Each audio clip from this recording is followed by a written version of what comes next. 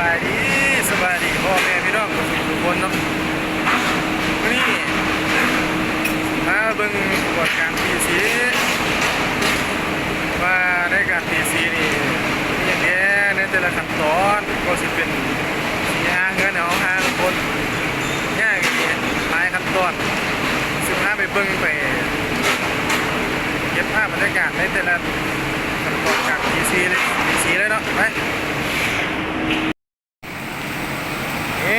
ทีมงานตีสีผสมสีเนี่ยคนไหนคำเฮยนี่นะ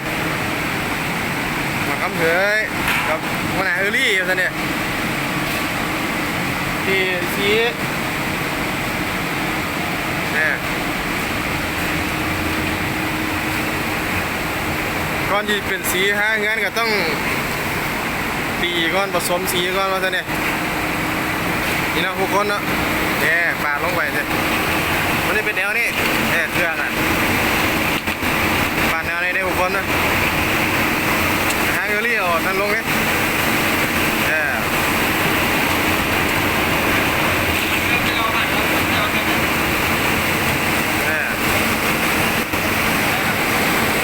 ทีมงาน QA เขาอันนี้ขั้นตอนการตีสีเด้อทุกคนเด้อตอนการตีสีนี่ส่วนที่เป็นสีหางเงินนี่โอ้บุเป็นธรรมดาเลยทุกคนเด้อเนี่ยเราจะปาดเคมีลงเสียเนี่ยวันไหนครับเพื่อนเลย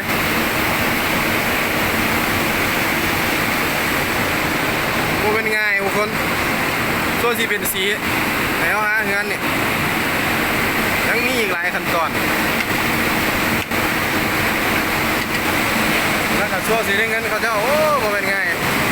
โคตรเหนื่อยเลยอะไรนะฮะนั่นก็ทีมงานอีกทีมงานหนึ่ง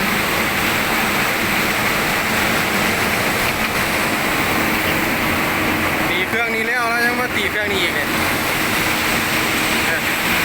แล้วปั่นไปไม่ได้เป็นเกี่ยวกันเนี่ยนั่นก็หัวหน้ามีหุ้นมาเลยหัวหน้ามีหุ้นหมวกกันใส่มาได้แล้วหัวใหญ่อะไรวะ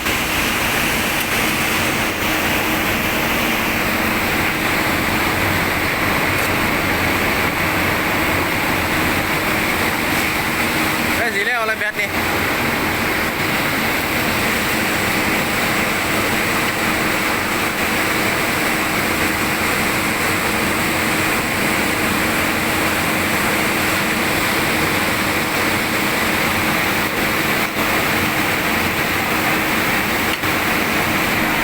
สีแล้วผมต้องได้ปั่นเนี่ยปั่นด้วยความแห้งก่อนเลย400ปั่นลงไป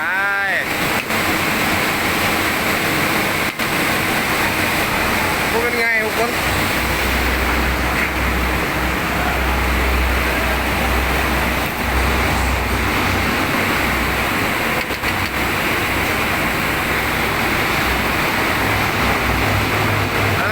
ทีมงานนั่งอยู่กัน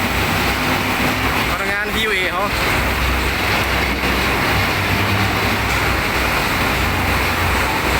ขอเบิ้งละคนไล่ก็แซ่เด้อทุกคนเนี่ย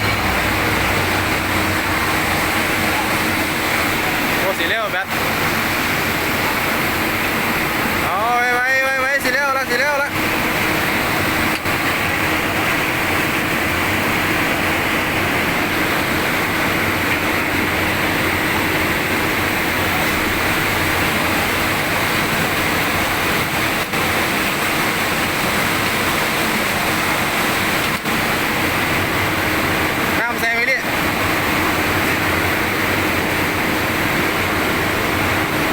มีเครื่องดูดอากาศพร้อมเนี่ยเลย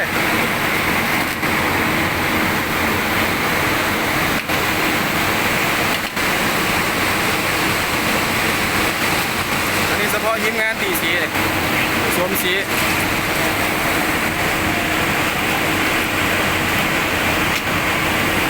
แล้วเราจะมาต่อแบบนี้ต่อมา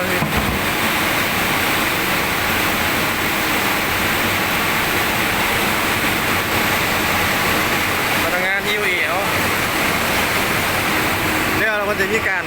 เร่งเครื่องเนาะเร่งเครื่องโยกขึ้นโยกลงให้รอบมันได้เวลาเอาปั่นมันจึงละเอียดปั่นสีนะ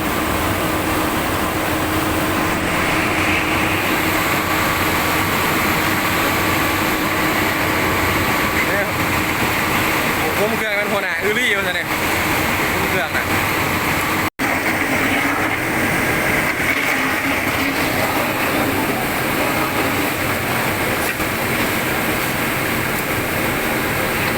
ก็อยู่กับ KB คู่มือเนี่ย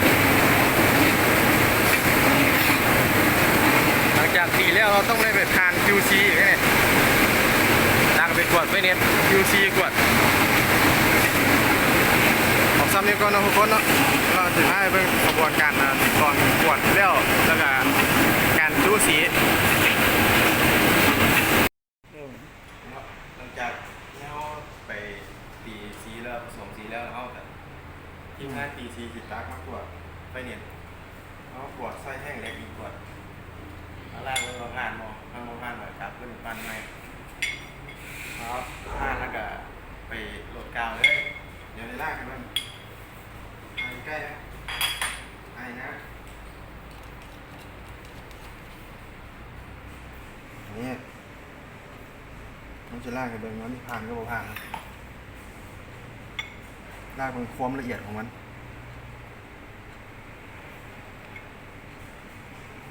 ล่างมันน้ำเบิ่งมาดิละเอียดกิ๊บ ละเอียดกิ๊บมาสันในมันมาโอเคอยู่ได้อยู่นี่ก็ผ้าแล้วแบบไปโหลดดาวได้นะปิดเลยเราคนเนาะหลังจากปีแล้วเราเขาจะมาบรรจุเป็นแนวนี้เลยอันนี้เป็นโค้งห้องเพื่อนเลยคลายกับปองแนวนี้มีหางมันหางแกลลอนหางโฟแนวนี้เนาะจูใส่นี่จูแนวนี้เนี่ย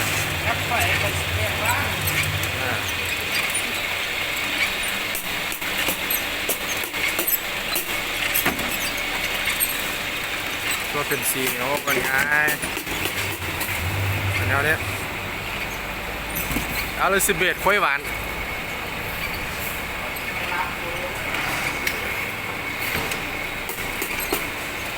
ก่อนสุดท้ายเลยแล้วสุดแล้วก่อนเนี่ยนะคลิปนี้ก็จบเพียงเท่านี้เนาะ